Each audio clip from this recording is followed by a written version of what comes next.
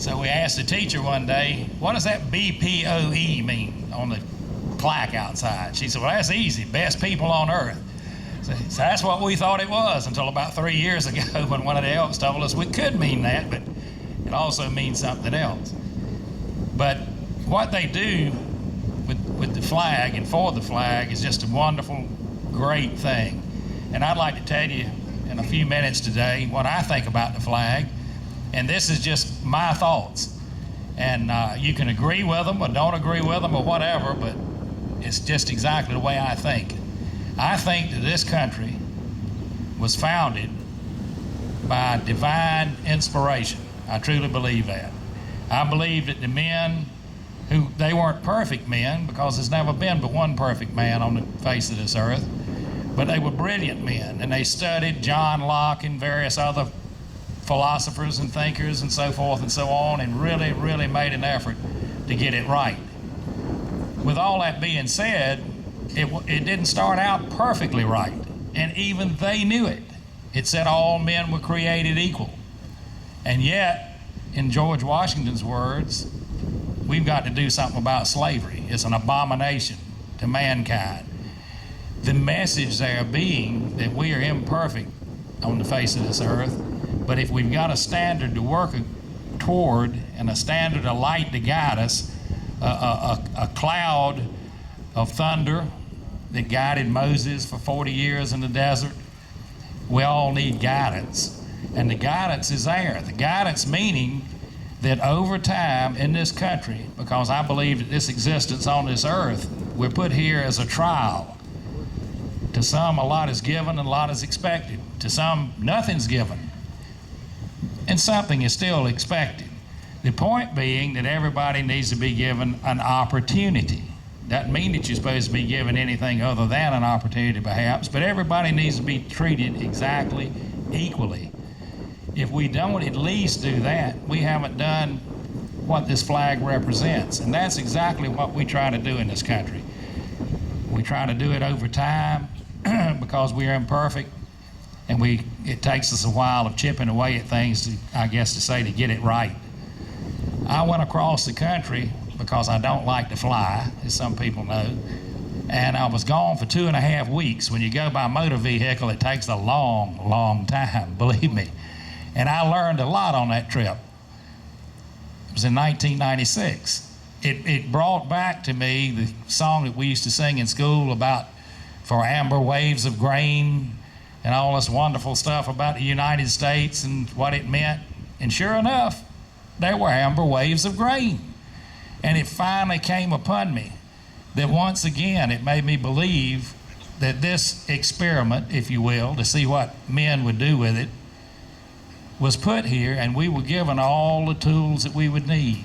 Amber waves of grain, all kinds of resources, all kinds of things to make it happen right. Plenty of land, plenty of beautiful water, all kinds of stuff to work with. But then it was up to us to see what we do with it.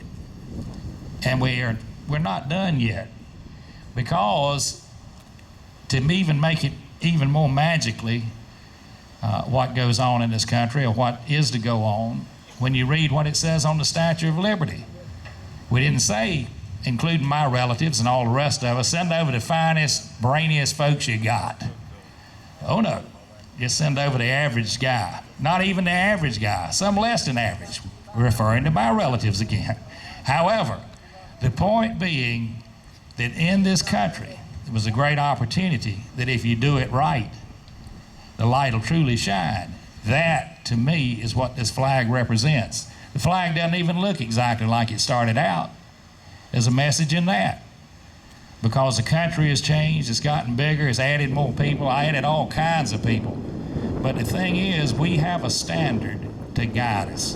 And that's exactly what that flag represents. Anybody that thinks that it represents anything other than the idealism that this country was put together with, or these Marines and all the other military people that we have when they go out and defend our what? Freedom. Because, again, and this is all my thinking, it's a divinely inspired existence or an opportunity we have here. Because if it is a test, It can't be a test unless we have the right to choose. We've got to have freedom. Freedom to do the right thing, freedom to do the wrong thing. So in a country where you don't have any freedom and it's imposed on you, you can't even have a test. You can't rise to the top because you truly all will sink to the bottom. So we know we're right. We know we're right in what sense? You and I know that we're right. Perhaps we're not yet. But we know that what this country was put together with, and still is a work in progress, is right. How does that relate to us here in New Bern, North Carolina? We're coming upon our 300th anniversary next year. We have the opportunity to take a look at all the things that we've done. And when I say we, I mean from the first soul that got here to the last soul that gets here in 2010, what we've done. Not all of it will be pretty if we tell the truth. A lot of it will be pretty if we tell the truth. But all of it will be a learning experience that we take those building blocks and we take where we've come from and where we've gotten to and where we're going to go from there on out. I think that we have the opportunity, and we've done a lot with it, I think, to people in this town, to prove and to show to people how it was supposed to be in this country all along. We're not done yet. We're still working on it. But with the people that we have here to work on it, there's absolutely no doubt in my mind that the grand experiment will have an opportunity to show just exactly what can be done with it. It's like a potter, and I'm surely no artist, and far from a potter. In fact, I'm kind of clumsy. But you know, to take mud, some might say, or clay, some might say, and make a beautiful piece of art out of it, should remind you of that 100 pounds of clay, as the song said in the 50s, that some other wonderful things were made out of. And I think that's the message in that. With all of that being said, we want to build on things in the year 2010, what we've done to get where we are.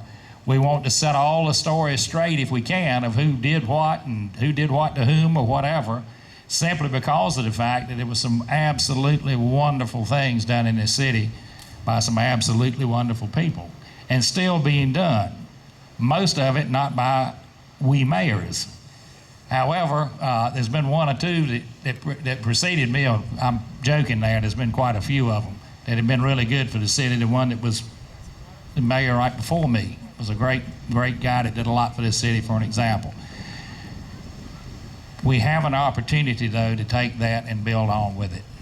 Now, with that being said, all I'm asking you to do is to think of the flag as representing the absolute ideal of what this country was intended to be and what, in fact, we're going to make it be. I have great faith. And when we do that, God truly did shed His grace on us. He surely will look after us, in my opinion, as long as we do what the promise was. When we get off that track, I'm not so sure that we'll have His blessing. But we'll do the best we can, and I can promise you that. And on our board, by the way, we try, if we don't get anything else right, to treat everybody exactly the same. The rich guy, the poor guy, the male, the female, anybody that comes up before our board, anybody we deal with, simply because if we don't do that basic tenet of what this country's made from, then we'll fail in everything else. So with that being said, thank the Elks, thank everybody else that really have done what they do, and they've given us a great opportunity and set an example of what do you do with the flag? What is its final resting place? That's a hard question to answer. And in this day and time, there are quite a few folks that really don't know the answer. You can ride around our town and see that some of them are doing kind of like myself and fading away, one might say. So thank the Elks for making it very obvious what we're supposed to do with the flag to put it to its rest. And thank you folks for coming out here today. I know there are plenty of other people that really feel this way, but they can't weather the heat. But thank you for coming.